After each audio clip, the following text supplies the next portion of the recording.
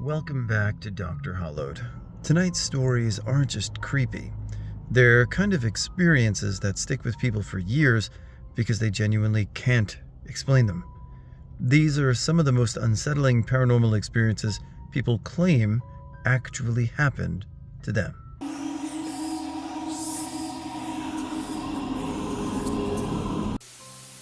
Around 8 years ago, I was on vacation with my parents and my cousin.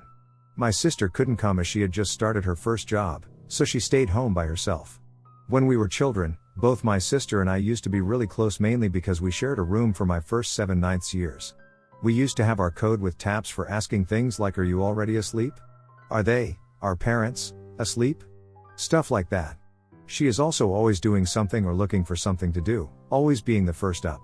So when she was up and wanted me to wake up, she would place her face as close to mine as possible and stare at me. I don't know for how long she would stay like this, but I can clearly remember multiple times waking to her doing this. I, of course, would shout or at least panic until realizing it was her. I guess it was fun for her, and I have to admit, I also did it a couple of times. So now we are on our trip. It has been at least 10-12 years since the last time my sister pulled this prank on me. My sister and I are not as close as we used to be. We have certainly grown a little apart, but we still love each other. It was the last night of our trip before heading back to our city, and we had just found this nice hotel close to the pyramids in Palenque, which meant no cell phone service. We were sharing a room, my mom and dad in the first bed and my cousin and I in the other one. At some point around 4 a.m. I woke up to the same old sensation, that someone is staring at me, so I opened my eyes, and I could clearly see a face. My immediate reaction was to shout, waking my mother up. I have to say that this sensation by itself is really scary, but years of experience with my sister waking me up like this took the threat away, so despite my shouting, I wasn't scared, it was just too familiar. My mom turned on the light and asked me what happened. I told her that I was pretty sure my sister had just woken me up. I know it didn't make any sense, but I felt it was her, though I cannot say I saw her face. I just saw a face, and then it disappeared immediately. My mom is really superstitious, so she couldn't sleep after that because she felt something was odd, and I couldn't sleep thinking of my sister. Later that day, in the morning, we noticed we all had lots of missed calls.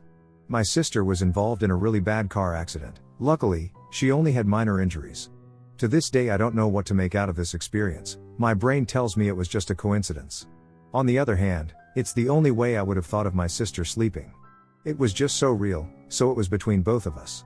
As an extra, on our previous visit to Palenque, my parents, my sister, and I, at the ruins, we could hear some drums. My parents said that it was raining and we were playing with the pawns, and at some point the drums started playing. Our curiosity made us follow the sound, getting us deeper and deeper in the jungle. I can't remember why we stopped, but when we finally made it to the exit and asked the security guy about the music, he said, "So you heard the drums as well?" He then proceeded to tell us that a lot of people had heard them at different times, and they didn't know the source of it. Before my dad died a couple years ago, one of his mantras was "You are loved." He'd say it to us all the time. At his funeral, I ended my eulogy by having the audience say, "You are loved," in his honor. So, it's an important phrase for me and my father's memories. Now for the freaky part.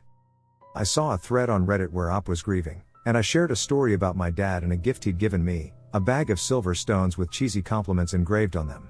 He'd written a note about how when he was younger and just striking out on his own, he and his buddies had talked about how nice it would be to have a compliment vending machine that would give you words of encouragement whenever you needed it. He concluded by saying, "Anytime you need a pick-me-up, pull out a stone and imagine me saying it." So I left the comment, and I immediately got a reply that said only "You are loved." I was shocked. Once my brain restarted itself, my first thought was, maybe they know me? So I checked out their comment history to see if I could figure out who they were. Turns out, it was a bot. It had been programmed to randomly select one comment Reddit-wide every few seconds and leave that comment a random compliment.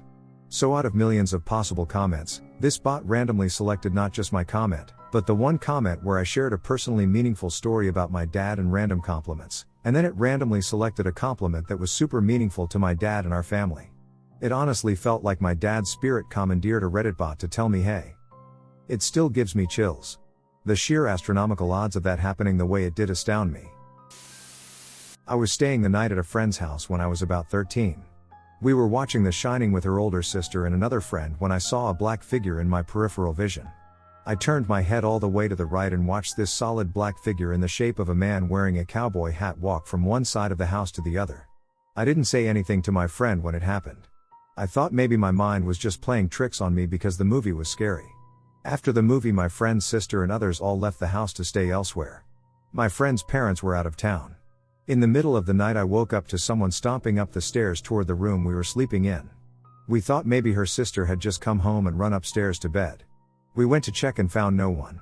We heard the stomping a few more times, and then a really loud bang on the wall between our bedroom and the outside of the house, on the second story.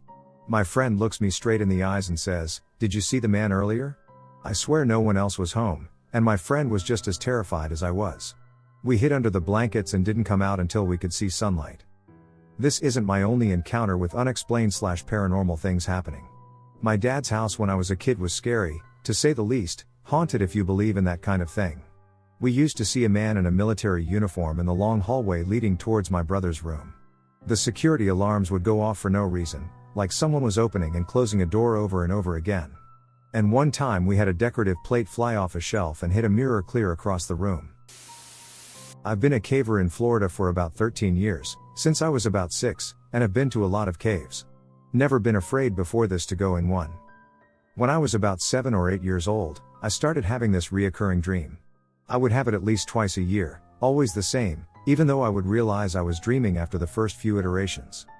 I would fall asleep and dream of being in a cave and going into this little hole in the bottom. Inside, I would see a 10 to 15 foot long corridor about 2 to 4 feet high. At the end it would always turn left, and I always saw a bent red stop sign at the end, like someone ripped off the top 2 feet and tossed it in. But I would always follow the corridor. I would turn and walk past the sign despite being scared, despite many times knowing what was there, and the corridor would start descending, quickly opening up into a large vertical chamber with the path leading down in a corkscrew. Everything became blurry at this point, but it was always the same. I saw trash scattered on the walls. I saw the pit leading down to a curved floor. I saw things, undefined, animals or people or something else, at the bottom. And I saw my family, each with one of the things, being tortured and killed. Every time. And I could never do anything. After I saw that, I would be stuck for a few seconds until I felt more than saw everything turn and look at me. And I would wake up. Not like a normal dream where you just drift to consciousness or a nightmare where you bolt up in fear, but like something pushed me out. Like I wasn't supposed to be there. So I had this dream multiple times a year until I turned 15. My father decided to take us to some caves we had never been to before. One of which was Dog Drop. It was likely named so because someone either threw their pet in there or a coyote fell in and the body was later discovered. Dog Drop had a roughly 30-foot rappel straight down to enter. I went down with my brother while my father waited up at the top. There was a hole in the ground. I started to feel uneasy, though I didn't know why. So I followed my brother into the hole. I felt worse as I moved down. And when I looked up, I saw the same corridor, the same turn, the same wall, and the same bottles at the corner. And I instantly was hit with this overwhelming sense of nausea and fear and being watched, and everything was screaming at me to leave. I froze and must have made some noise because my brother turned around and asked what was wrong. I managed to say I wanted to leave now and climbed out as quickly as I could, followed immediately by my brother. We packed up and left. We have never gone back and never will. I haven't told anyone what actually happened, just said I wasn't feeling well, and they forgot pretty quickly. The thing that really makes it creepy for me is I have never had the dream again. Year after year I would have it consistently, but it just stopped after that. But I still remember it all. And I still feel afraid, almost an external fear, when I think of it. That cave story really got under my skin because it taps into one of the creepiest ideas possible. What if certain places aren't scary because of imagination, but because some part of you already knows them? A lot of tonight's stories have that same feeling, like people weren't discovering something new, they were recognizing something. When I was 18 and 8 months pregnant with our first child, I woke up in the middle of the night, completely frozen, with something telling me to move my head to the right, which was the direction my husband was lying, as well as having the crib for our soon-to-be little one being on that side as well. There was a woman standing at the end of the bed, right between the crib and our bed. She put her finger up to her mouth, shushing me, and then touched my husband's face and hair and gazed at the crib. She then proceeded to sit on my bed and cry while staring at the crib. I'm frozen the entire time, and then she just leaves, like going out the door and leaving. Too scared to talk, I curl up to my husband and cry myself back to sleep. The next day I tell him what I experienced the night before, and while describing the woman, he starts to tear up, and I ask what's wrong. He goes and pulls out his family album. Come to find out he has an aunt who is rarely discussed. She was murdered by her husband when my husband was 9 years old. He was also her favorite while she was alive. Before he and I got together, he always said he never wanted to get married or have kids. My guess is that she just wanted to check the situation out and was overcome with emotion about the growth he had done in his 24 years of life. I've seen her a few times since, mainly around the times when we are about to have a huge life shift, buying a house, having our second, etc. And our interactions have a totally different vibe now. She isn't threatening or intimidating anymore. I'll see her, she will nod, I will nod, and then she will keep observing things. Our oldest, 3-yo, always talks about the lady that looks like Pawpaw, and our youngest, 10-mo, who is her namesake, is constantly playing with something that isn't there. Overall it's been a cool experience. 10/10 would be willingly haunted again. I went to a graveyard at about midnight with a group of friends to visit an old friend who died in a car accident. While we were standing around his grave, telling good stories about him, I heard a faint voice of an elderly woman. One of my friends says out loud, "Oh shit, WTF?" I stand up and look toward the source. I saw a very old woman, literally dressed in a white, tattered nightgown, about 100 feet away. She started talking to us. "Sir? Get over here now, I need help." We stood still. No one said a thing. The part that weirded me out was that she used the singular word sir when clearly there were 5 of us. She started walking closer and started speaking again, but even louder. "Boys, I need your help now." Note the plurality. Then, she literally started running toward us, screaming nonsense. We were all scared out of our minds, so we ran back to the car, with this old woman close behind. We reached the car, which was a 2-door, and everyone got in before me. Including the driver, so the driver's seat was blocking my entrance to the back seat. I yelled as I approached the car, and he got out and let me in. Doors slammed and we flew down the small graveyard roads to the opposite side, where the exit was. This is where shit got weird. We get to the other side of the graveyard in like 10 seconds.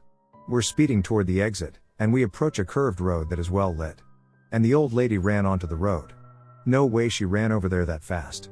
I see her trying to chase us down, and finally she lets out the most terrifying scream I've ever heard. Sounded like she was being murdered slowly and painfully. We fled the scene just seconds after and never returned. 4 other friends of mine can testify as witnesses to that night. By far the most terrifying experience in my life. When I was pregnant with my second son, I had a very vivid dream my first son had died in his room. In my dream I walked into his room and picked him up. I could feel how cold and heavy he was in my arms. I was screaming and screaming, trying to get help, but every time I ran through his bedroom door, I'd end up back in his room. I knew I was dreaming but couldn't wake up. I suddenly heard someone very clearly say, "Mordeth, he's fine. Wake up," and I opened my eyes to see an elderly man standing in my bedroom doorway. He nodded and walked away. I immediately jumped out of bed, still sobbing, and ran through my house turning on lights, looking for this man. At first I thought it was my uncle who lived upstairs, but my door was still locked. I realized that I did recognize the man. He was always in my dreams as a child, never spoke, just stood there, always in the background, and I never thought anything about it until that moment. I checked on my son and brought him back to my bed to sleep.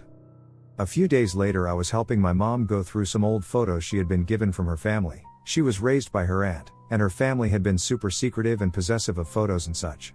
We were looking at a picture of a large family sitting around a long table. I recognized my mother's bio mom, my great aunt, and my great nana, and then, there he was. The man from my dreams and who woke me up. Sitting there next to my great nana, with the same look, same flannel shirt, pens in his pocket, and balding head. I pointed him out to my mom. It was her grandfather who passed away when she was a young girl. She was his favorite and wasn't afraid to show it. I explained what had been happening all my life. He was always in the background of my dreams and never said a word until I had my night terror. There was no way I ever saw a photo of him, and I had never met him in my life. I have so many paranormal stories, I should really write about them. Tomorrow I'm going to smudge my aunt's house because her son heard laughing at night and his room is freezing cold all of the time. I knew from the very moment I set foot in the house that something was amiss with that end of the house. In my late teens I had nightmares quite frequently. That may not be the most accurate term, but it fits me. They were semi-lucid dreams in that I knew I wasn't awake, but I couldn't control what was happening. The nightmares were always different experiences, but I had the same objective in each one: save as many people as I can from what's happening. People around me would be dying from a fire or being shot, or a wild animal would be killing them, and I would have to sacrifice myself to try and save them. The thing was, there was always this thing in my dreams with me. Once it was a doctor with no face, another time it was a bear. I even remember it being the front door to a house once. Whatever it was, it always had the same foreign feeling. I don't think I created it in my mind, I honestly think it came in. It would always be in the wrong place at the wrong time and hinder my objective in the nightmare. This thing would ensure my nightmare took the worst turn possible, and then I would get sacrificed in some way and die. I wouldn't wake up like you normally do when the bad thing gets you, though. It would continue until I experienced my own death, pain included. Then I'd stand up, as a ghost, maybe? I still don't quite understand how or why, and just have an overwhelming need to scratch myself somewhere. I'd claw at my leg or back or face, and the dream would end shortly after that. The next morning I'd wake up to scratch marks on my body where I scratched myself in the dream. It always freaked me out, but then the dreams went away. Then one night I had a really bad one. I couldn't die, I couldn't scratch the itch, and I was getting afraid. My wife, my girlfriend at the time, tried waking me up. She says I wouldn't wake up, but I was crying. I vividly remember her waking me up and me being unable to move with a giant shadow looming over our bed. I don't think I'll ever forget feeling that helpless. I told her about it the next morning and came clean about the scratches. She had asked about them before. After that night, though, I didn't have the nightmares anymore. They just went away. Last year I found out my wife had talked to the father at her church, who agreed to come to our apartment and bless the place. I guess he spent 45 minutes in the bedroom, and she said she had an uneasy feeling the whole time.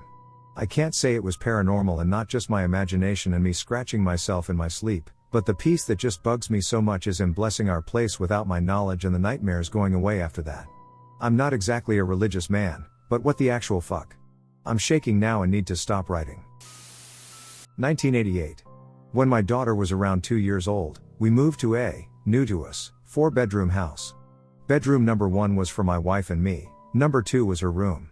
Soon after moving in, we noticed that after putting her to bed for the night, we'd hear her talking and laughing long after she should have been asleep. Peeking in after about the 3rd night of this, we found her standing at the end of her crib, chattering away with the closet door about 5 feet away. Typical new parents, we'd tell her to lie down and go to sleep. This continued for many nights, and then we noticed she was actually holding conversations, talk a little, listen some, and answer yes or no or I don't know. When we asked her about it, she said she was talking to the lady in the green dress. This continued sporadically, but eventually died down to where if she was continuing the conversations, we weren't catching them. When we asked what she talked about, she either said stuff or school, daycare, or I don't know. Time passed, her little brother was born. After the initial baby in the parents' room phase, we moved them together into the room. When he could stand on his own, pulling himself up on things, the same thing happened. We'd hear him babbling and peek in to see him doing the same thing, standing at the end of the crib, talking to the closet, his sister fast asleep in her bed. Again, it continues sporadically, slows, and stops.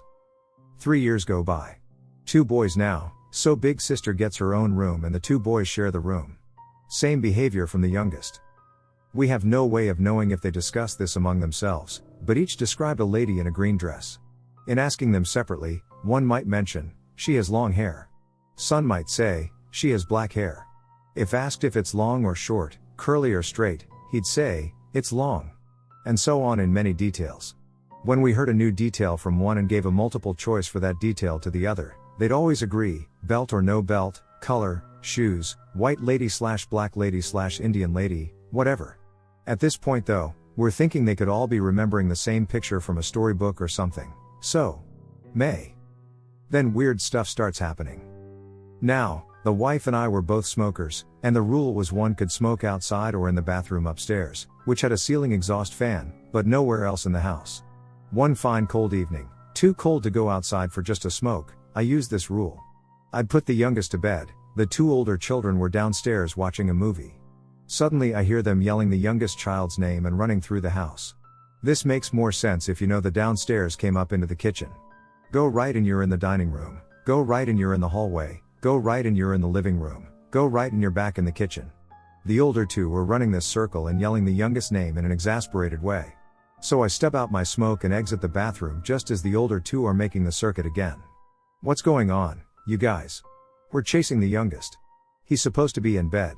I peek into the bedroom. Yes, he is in bed. No, he's not.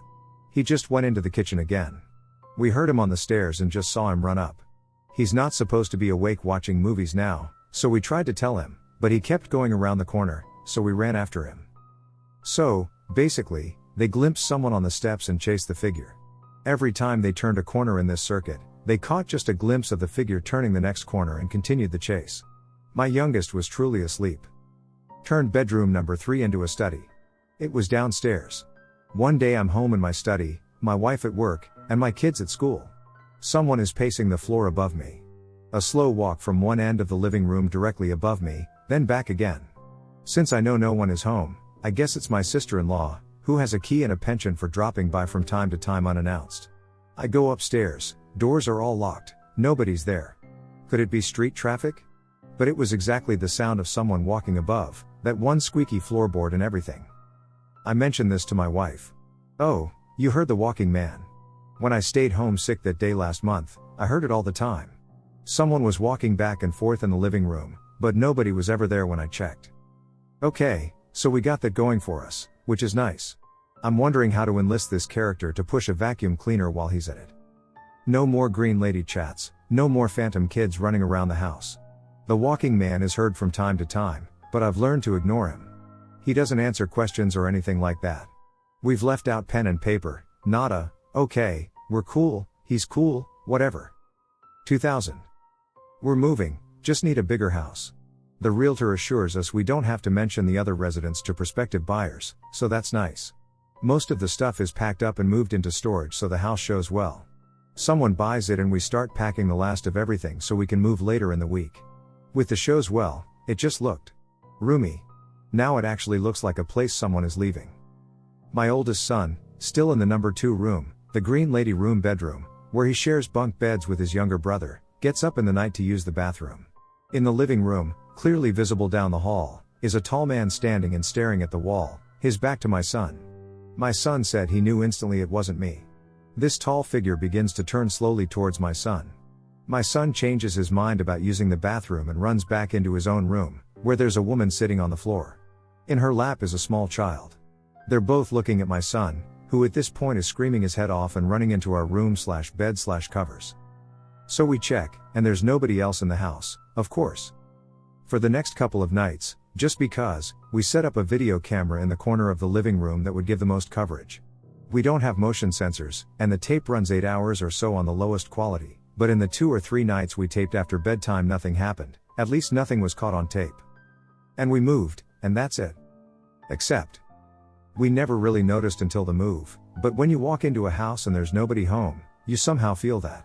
I'm home, and I'm the first one home, and I'm the only one home. We realized that we had never felt that since 1988, only in the new house. My wife also said it felt lonely being the first one to come home to the new house. So at some level, maybe we all sensed something. I don't know. When I was younger, my sister started getting into witchcraft and demons. I shared a room with her, and slowly I watched her change from someone so down to earth to a person on the verge of insanity. I feel like she was possessed for the duration of my childhood, and the reason being was that she began making her own Ouija boards. When it first started out, I'll admit I began having some crazy dreams, and her attitude towards me and my family had changed. She tried to kill my parents by lighting their room on fire, and she'd oftentimes hurt me. She'd speak gibberish in her sleep and laugh sometimes. It was weird, but things really began to get freaky when she started wanting blood for her rituals. That's where I came in. My parents worked a lot, so she usually babysat me. So when parents would leave, she'd conduct her rituals in our bedroom, where she'd cut me, smear my blood on her weird board, light her candles, and then stuff me in the closet.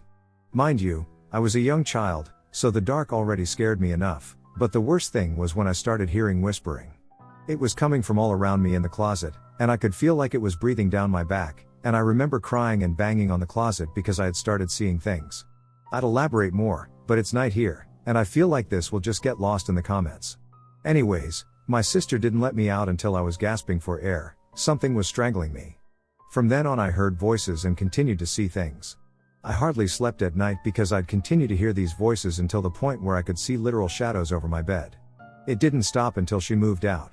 Now whenever I'm sleep deprived, I have strange dreams, and I'll end up writing down my thoughts and what I see in my dreams instead of taking notes in my classes, and I'll be doing it while knocked out. I grew up in a house that was built in the 1800s. It was always creepy, especially since it was in a state of restoration/remodel most of the time I lived there.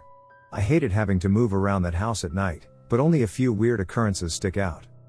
A couple of times I thought I saw someone in our foyer, but it was always out of the corner of my eye.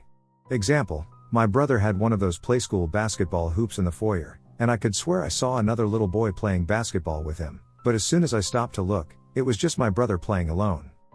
Woke up one night to hear the bathtub running. My alarm clock said it was 1 a.m., so it seemed weird that someone would be running a bath. I walked in, and no one was in the bathroom, just the cat staring at the running water, and no, he wouldn't have turned on the water, the mechanism is too complicated for a cat, plus he hated the bathtub. Another night I woke up and had to pee. It took some convincing, because, as I said before, I hated moving around the house in the dark. I finally got up, and as I walked into the hall, I saw a man walking away from me and through the closed door to my parents' room. I just held it the rest of the night. No way could I sleep after that. One night I was home alone, chatting on AIM with my dog at my feet. All of the downstairs rooms have huge pocket doors leading to the foyer, and my back was to the pocket doors.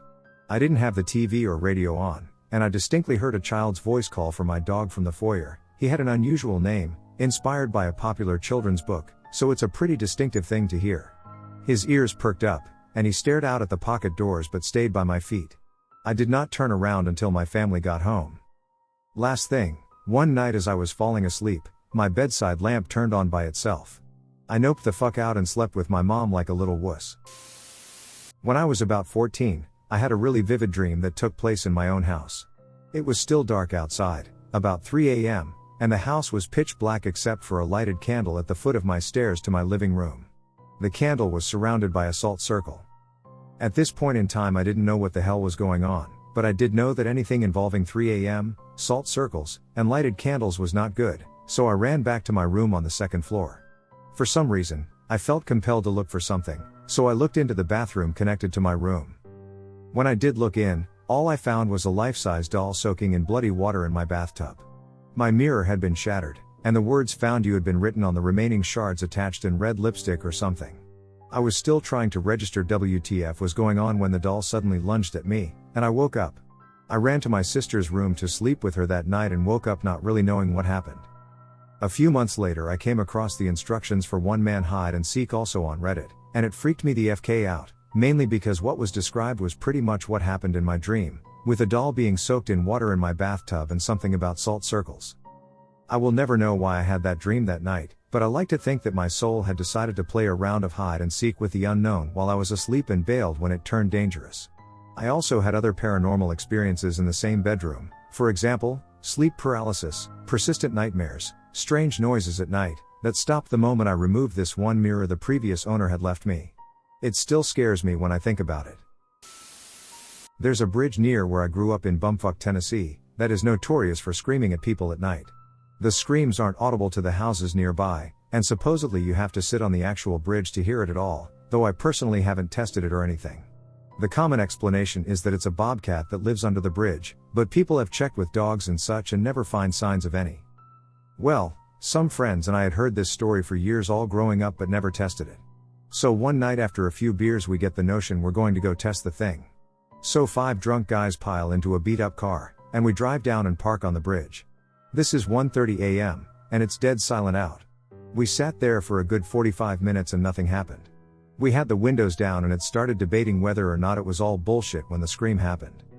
We had the lights off, and there was a moon, so you could see pretty well, and there was for sure anything outside the car, but it was fucking loud, and it sounded just like a woman with particularly powerful lungs having her skin ripped off right outside the window on the rear passenger side that faced off the edge of the bridge. Now I've heard bobcats in heat while hunting, and they do like a scream kind of thing. It's hard to describe, but they do it in little repeating bursts. This was a good 3 to 4 second extended scream at incredible volume. We tore out of there like a demon was chasing us. A couple of miles down the road we finally stopped and actually processed what happened. My adrenaline was going so badly, and I was so scared I was just shaking uncontrollably. One of my friends had actually pissed himself, which I'd never seen anyone actually do. One friend immediately left the car and vomited. To give what I think was a good frame of reference to how actually terrifying this was, my friend whose car we were in wasn't even mad at the friend that pissed all over his seat. I had put together a basic toolkit that consisted of a GoPro, an infrared thermal laser, a Nikon DSLR, and a digital voice recorder, digital chosen over tape to eliminate mechanical noise, and a friend of mine had a laser field projector and a spirit box, I hated that thing, that he would bring with him. I looked up some of the most haunted places in Oregon, and not once did I have any sort of experience that couldn't be immediately explained. I had begun volunteering to help with tours of the Portland Underground, otherwise known as the Shanghai Tunnels. Because of this, I was allowed to bring in recording devices and visit sections of tunnel not open to the general public, and I had access to the tunnels between tours where I could investigate alone. On one particular night, we had made use of all the tools mentioned. It's pretty much impossible to identify orbs with still pictures down there because of all the dust and dirt you stir up simply by moving. If the bars above are closed, the tunnels are dead silent. The place is creepy on its own merits. My buddy tried to get something out of his spirit box and had the laser field set up, and while it was quiet, I attempted to catch something on my voice recorder. All the while, my GoPro is running and recording.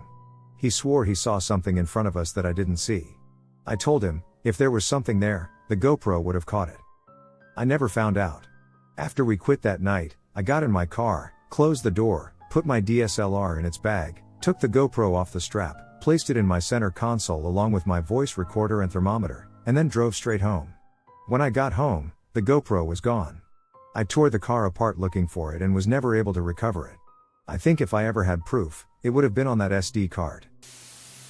I worked a summer job at a horseback riding camp. After a long day of work, I sat around the campfire with some of the other staff shooting the shit. I should also preface this with the fact that I was completely sober. We were all only about 17 to 19 at the time, at a workplace, so none of us were drinking or anything. We sat somewhat close to the barn, and across from us was the huge field for the horses, and at the far end of that was a little forest thing. A thunderstorm started rolling in, but it was getting late anyway, so everyone started heading off to bed until it was just me sitting there. I love storms, so I sat watching it until it was quite close, the edge of it by the tree line. I was just about to head in because, open fields and thunderstorms aren't such a good place to be. That's when I saw what looked like a slow-motion lightning bolt going up from somewhere beyond the tops of the trees. Maybe this was just lightning creeping along the clouds at an angle that just looked like up, but it made my hair stand up, and a sense of unease filled me. Then suddenly there was a source of light from the bottom of the tree line. At first I thought someone was out there with a flashlight, but it was too high up, maybe twice the height of a person, and the light was very bright, reaching halfway across the field. It bobbed a little again, almost as if someone were walking and looking around with a flashlight, and then started following the tree line, flickering a little as it passed behind tree trunks. After what felt like forever but was probably only a minute or two, the light disappeared. All the horses were in the barn, and everyone was sleeping. There is no way anyone was out there. The only thing I can think of is maybe ball lightning, but I'm not sure. It may not be as spooky as other stories on here, but it still gives me a very uncomfortable / unsettling feeling whenever I remember it. My uncle was in a cult in the 80s, and he said one of the many things they did together was a drug called 3 rings. He never knew what exactly it was, but it was a hallucinogenic or DMT, something of that nature. The ritual was one where one of the members would take 3 rings and knock on the door for permission for the others to go. When I asked him what the fuck any of that meant, he just said when someone took 3 rings, they went to another place called Sebastian, and that Sebastian is basically an alternate reality to ours, basically our reality but with certain variations compared to our reality. In order to go, you have to knock on the door, and someone from that side gives permission for you to enter. He said Sebastian has a shadow continent to the west of South America and that they are an isolationist superpower and that there's a benevolent subterranean Mesoamerican civilization that lives underneath the people on the surface. Their cities are underneath the forest floor, and they can see through the soil like it's glass.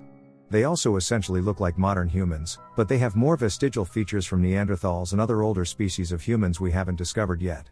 They also run a shadow economy that affects the economy of the civilization on the surface and whose existence only a few people in the government on the surface know. I asked him a lot of questions about Sebastian, like what's going on there, how it even exists, etc. He tells me that a curious man went through a black hole and survived and basically Xeroxed a copy of our universe over to where that black hole led. I asked him if they have ghosts/aliens/etc., and he says they have ghosts but they don't know what they are either and that they're not convinced aliens exist because all the Roswell and 1950s shit never happened over there. They did mention that they believed there were beings who were poking the corners of their reality and that they did not seem human. These other beings seemed mostly peaceful, but they said one of them seemed extremely hostile, and they're very afraid of them. They know Earth exists, and they're curious about us, and they also mentioned that they believe the shadow continent exists in our reality as well, and it either exists RN or it was destroyed. After a 3-hour or so conversation, I'm convinced my uncle is just a really imaginative storyteller, but in the back of my mind, I start to wonder because the stuff he told me was so detailed. Like he was telling me plots to movies they had, weird niche movie genres, trends, subcultures, and just in general really in-depth cultural stuff. But that was the final time he told me about Sebastian. Anytime I asked after that, he would just flat out tell me to stop asking. After about 9 years, my uncle tells me that he tracked down other people who were in the cult. He says that most of them went off the grid, but he found the ones who stayed. He invites them to his house, and I tell him I want to be there and hear what they have to say because I still wonder after all those years. A month later, they all get together and go to his house, and they're very hesitant to talk about Sebastian with me around, but my uncle tells them I already know about it, and they open up. They're all very quiet, and they all seem very sad, and they say that no one can go to Sebastian anymore because no one will answer the door anymore. The thing is they mention a lot of shit that my uncle was telling me about, like they're fucking sharing their favorite movies from Sebastian and books, and they're so fluent with these details that I'm pretty much weirded the fuck out. So what gives? Actual alternate reality or just cult members with a lot of time to make up shit? I've been writing about Sebastian with my uncle's help also, kind of documenting him. I'm not sure I'll be able to sell it anywhere, but it would be nice for other people to just know about it. The older I get, the less I think paranormal stories are about proving ghosts exist. Most of the people in tonight's stories weren't trying to convince anyone of anything. In fact, a lot of them sound uncomfortable even talking about it. And honestly, I think that's what makes stories like these feel so much creepier. Anyway, let me know which story disturbed you the most tonight.